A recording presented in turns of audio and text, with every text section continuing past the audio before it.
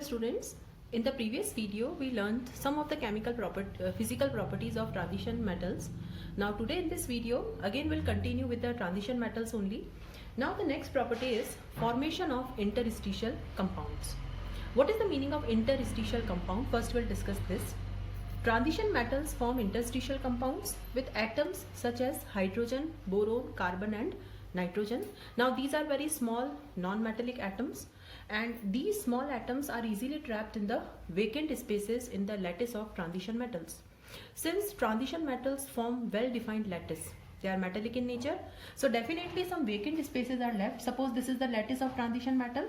Now some vacant spaces are left in the lattice, and in these vacant spaces your small non-metallic atoms can be trapped. Now titanium carbide, manganese nitride, Fe3H, etc.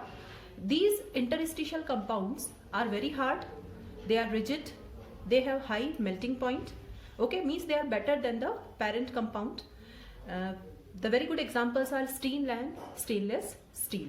Okay, and what is the reason why the transition metals can form interstitial compounds? Because they form a well-defined lattice. And with this property, the D block portion of this chapter is over. Okay, now we'll be solving some questions based on the properties whatever we have learnt in the D block section, and afterwards we'll start with the F block. Okay, now the first question is, calculate the magnetic moment of a divalent ion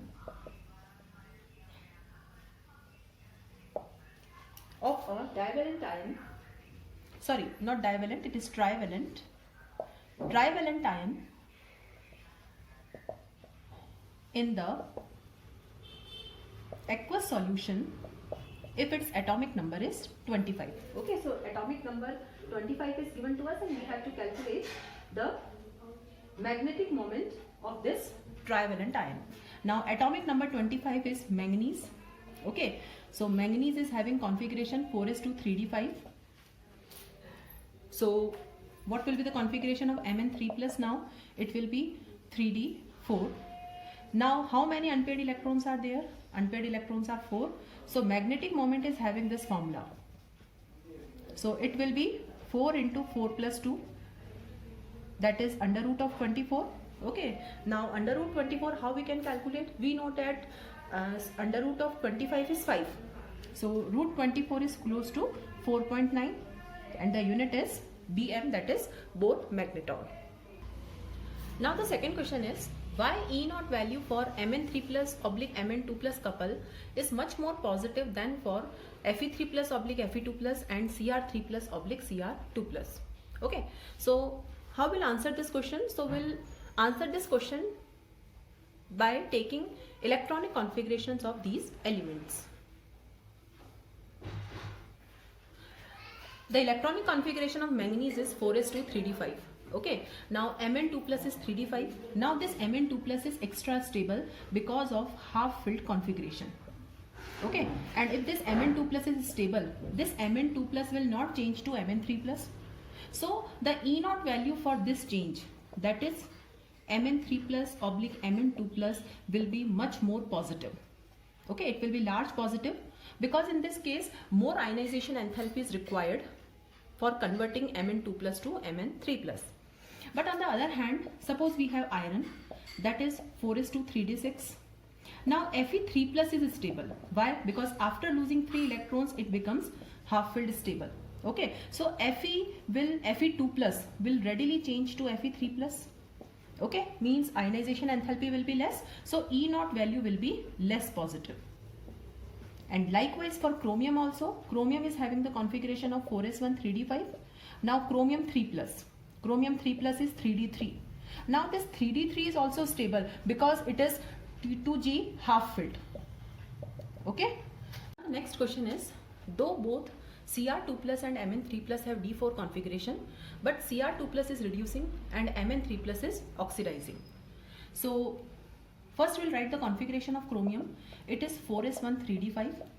Now Cr2 plus is 3d4. Likewise manganese is 4s2 3d5. So Mn3 plus is 3d4. So the question is saying that both Cr2 plus and Mn3 plus have d4 configuration, but the first one is reducing. Cr2 plus is reducing. Now Cr2 plus is reducing means it is reducing agent. And what is reducing agent? Which undergoes oxidation. So Cr2 plus will change to Cr3 plus by losing one electron. Now this process is oxidation. Now if it is losing electron, why it is losing electron? Because Cr3 plus is having the configuration of 3d3, that is T2G half filled. Okay, so Cr2 plus will readily change to Cr3 plus. Likewise, Mn3 plus is 3d4. Now it is saying that Mn3 plus is oxidizing agent. Now what is oxidizing agent? Which undergoes reduction. So this Mn3 plus will gain one electron and will change to Mn2 plus. This process is reduction. And why it will undergo reduction? Because this Mn2 plus is having the configuration of 3d5, that is half filled configuration. Okay, so both have d4 configuration, but both want to become more stable. So either they will change to 3d3 or they will change to 3d5.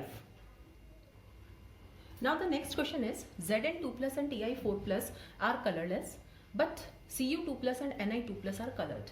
So first we'll see the configuration. Zinc is 4s2 3d10. So what will be the configuration of Zn2 plus? It will be 3d10.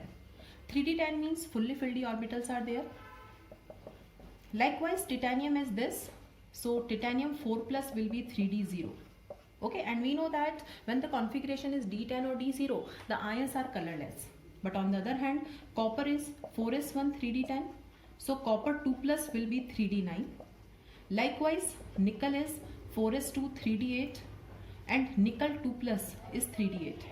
Since copper 2 plus is having 3d9, nickel 2 plus is having 3d8, that is they are having partly filled d orbitals, so they are colored.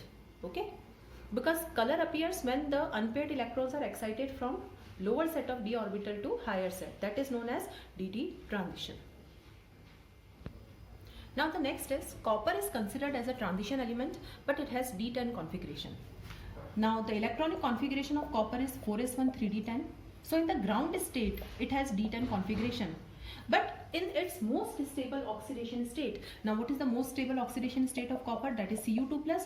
The configuration is 3d9, and 3d9 means it has partly filled d orbitals, so it is regarded as transition element. Now the next is which transition metal does not exhibit variable oxidation state? Now the only element is scandium. Okay, because scandium will always show +3 oxidation state. Now why we are not saying zinc? Because the question is saying which transition metal. Zinc is a d block element. Zinc also shows +2 oxidation state only, single oxidation state. But zinc is not the transition metal, it is d block metal. So if the question was which d block metal does not exhibit variable oxidation state, in that case we could write scandium also, and we can write zinc also. So these were some questions which are related to the topics which we learnt in D block elements. Now we are starting with the next portion of this chapter, that is F block elements. Now what is the meaning of F block elements? All those elements in which the last electron enters F orbital of anti-penultimate shell. Now what is the meaning of anti-penultimate shell? N-2. They are known as F block elements.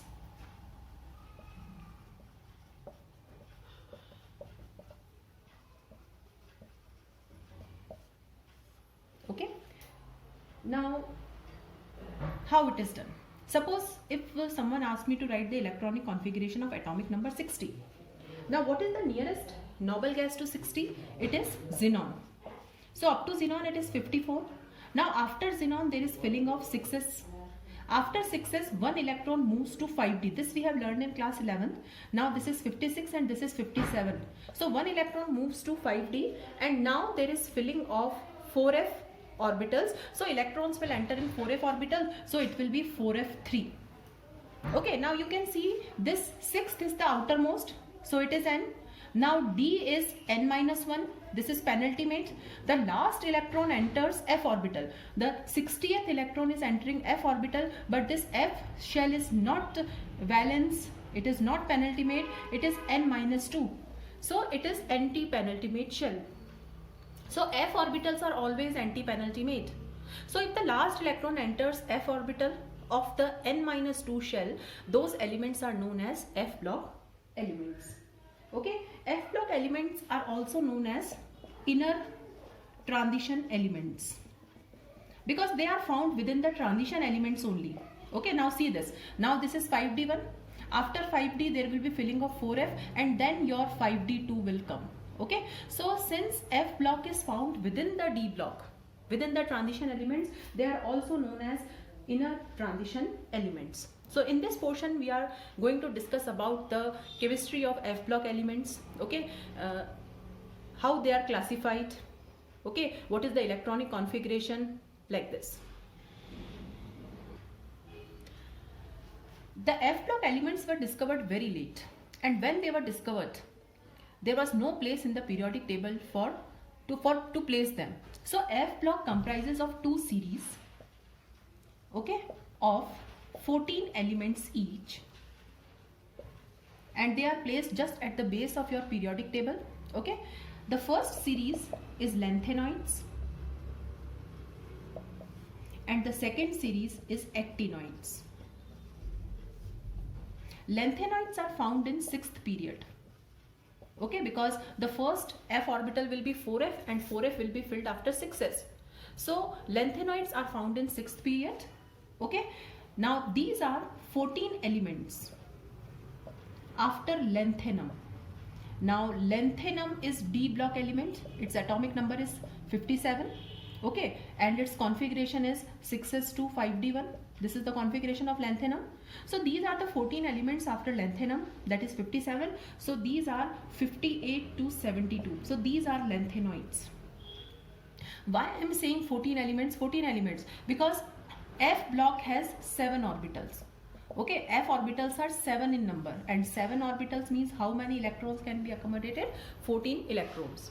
Okay, so each series has 14 elements, that is from f1 to f14.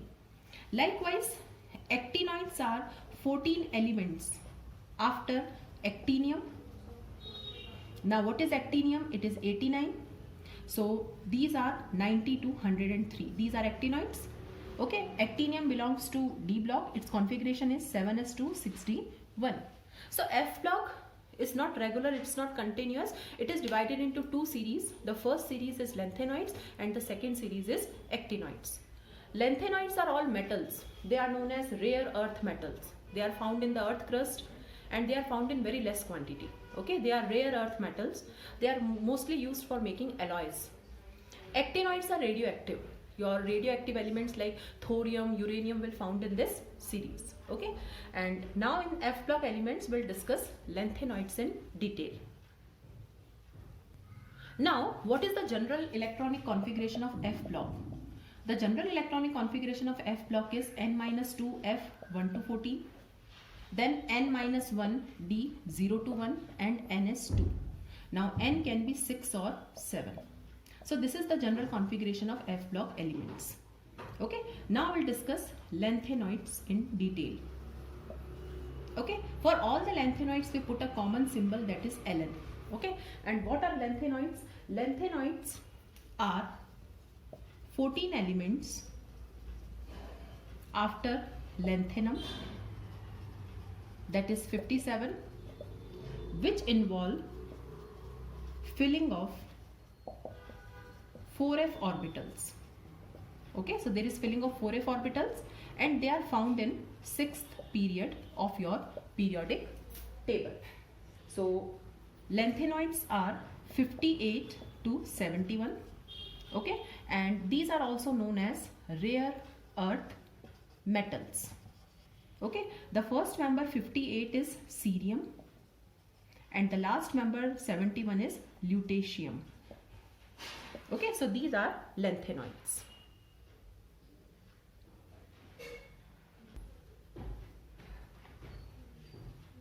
Now first of all we'll discuss about the electronic configuration of lanthanoids. So what is the electronic configuration of lanthanoids? Lanthanoids involve the filling of 4f orbitals. First the electron enters 6s, then the electron enters 5d, and now the electrons will enter 4f subshell, that is from 1 to 14. So this is the general electronic configuration of all the lanthanoids. Sometimes in order to acquire stable configuration, D can have 0 also and 1 also. Okay, so this is the electronic configuration. Okay, and we can write this configuration like this also. Now the second point is oxidation state. Now what is the most common oxidation state of lanthanoids? So all the lanthanoids show +3 oxidation state due to loss of 6s and 5d electrons. Okay, so 6s and 5d electrons will be lost together and they will show a common oxidation state of +3. Now why 4f orbitals do not participate in bonding? Because in 4f orbitals they are very close to nucleus. As compared to 6s and 5d, 4f are close to nucleus. So these 4f orbitals will experience more attraction. So they are not lost easily. So they show a common oxidation state of +3. But sometimes they also show +2 and +4 oxidation state. And when they will show +2 and +4 oxidation state, when the configuration is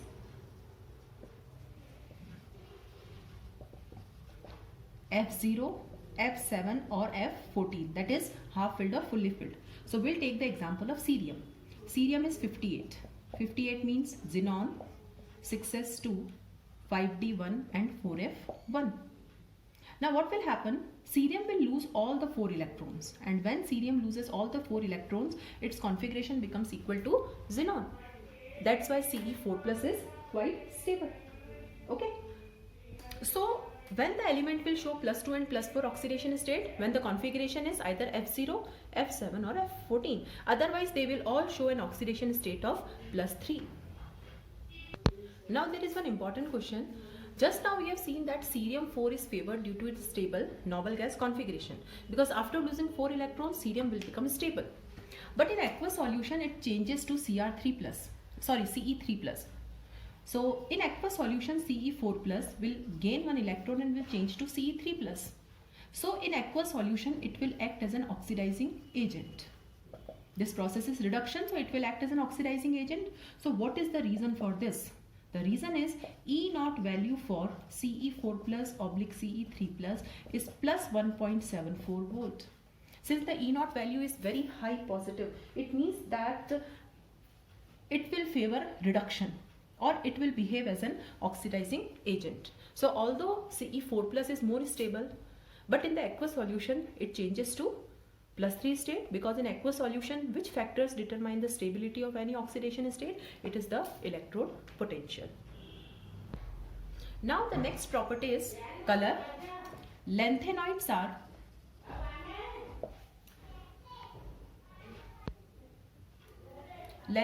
are silvery white metals, but in +3 state most of the ions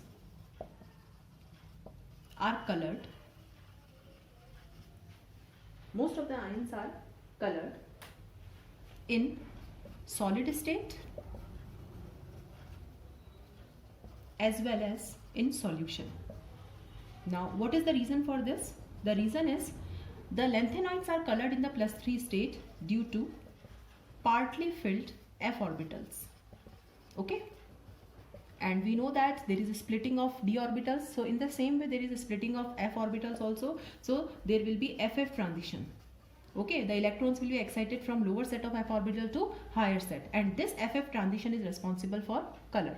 Now those which have F0 or F14 configuration, they will be colorless, because color arises only when the unpaired electrons are there.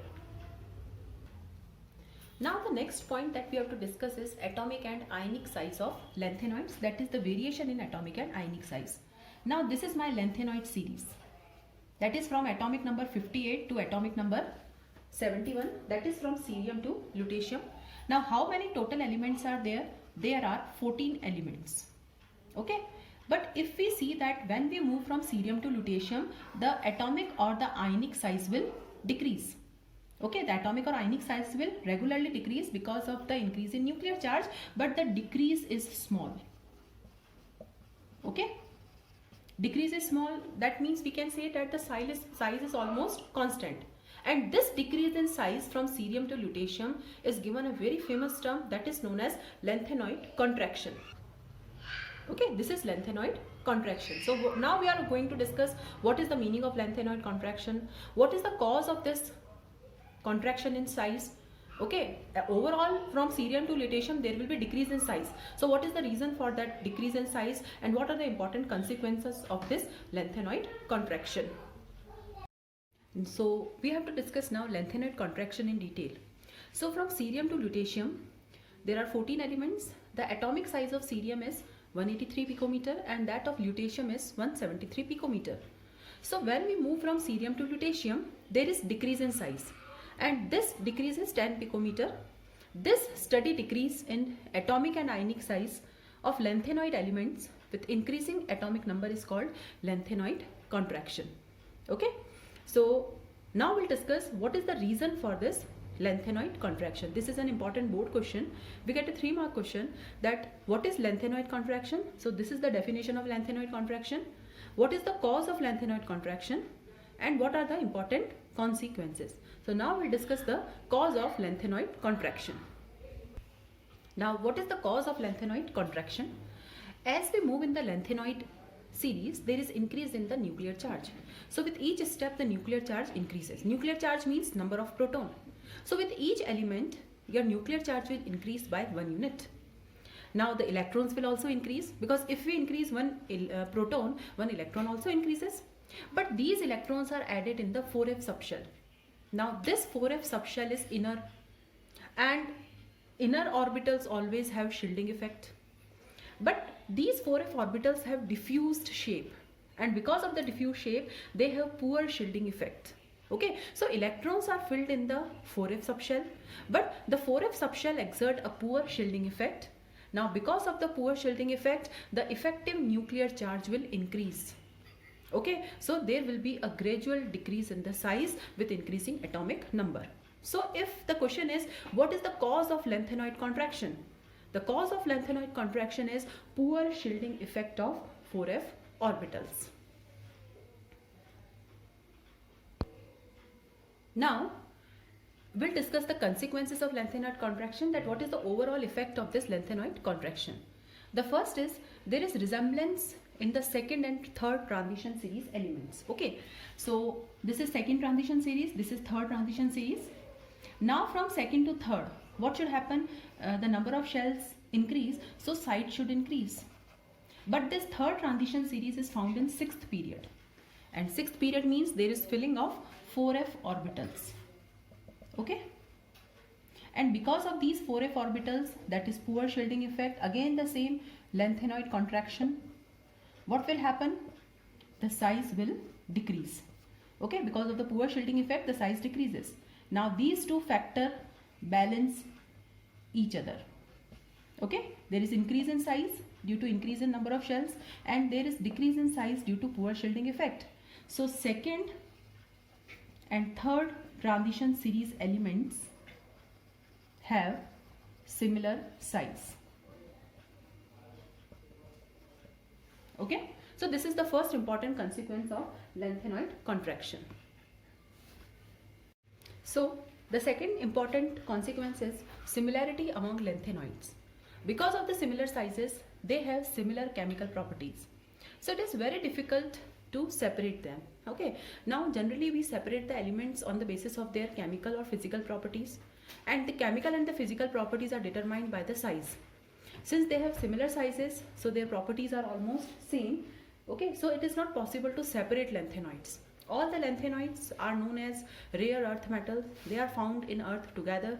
Okay, we take them out and they are found together only. It is very difficult to separate them. Generally they are used in making alloys. Okay, all the lanthanoid metals together, they are used in making alloys.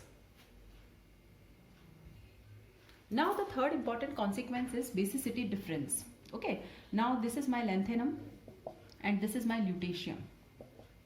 As we move from lanthanum to lutetium, or as we move from cerium to lutetium, the atomic and ionic size continuously decrease because of the lanthanoid contraction.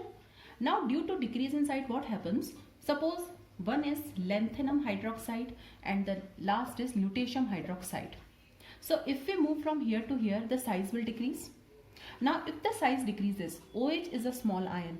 So what will happen? If the size decreases, the MOH bond strength will increase. And if MOH bond strength increases, it is very difficult to break this bond. Okay, so lanthanum hydroxide is most basic, because in this case lanthanum is large but OH is small. So it is very easy to dissociate this bond. So it will lose its OH minus readily. So it is most basic and this is least basic.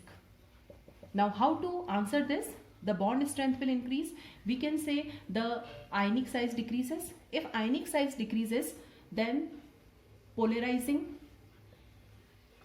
power of cation increases, or we can say covalent character increases. Okay, and if covalent character increases, the bond will not break easily. OH is not given. So it is most basic and it is least basic. So because of this lanthanoid contraction, there is difference in the basic character of hydroxides of lanthanoid elements. Now the next is uses of lanthanoids. First, in the production of alloy steels. For example, we have mish metal. Now mish metal is a type of alloy in which 95% lanthanoids are there.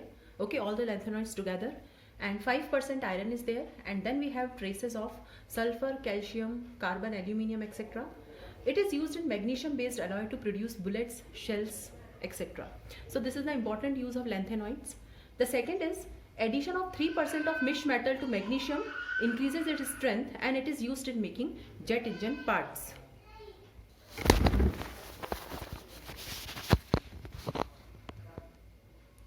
Now the next use is lanthanoid oxides are used for polishing glass. The mixed oxides of lanthanoids are used as catalyst in petroleum refining.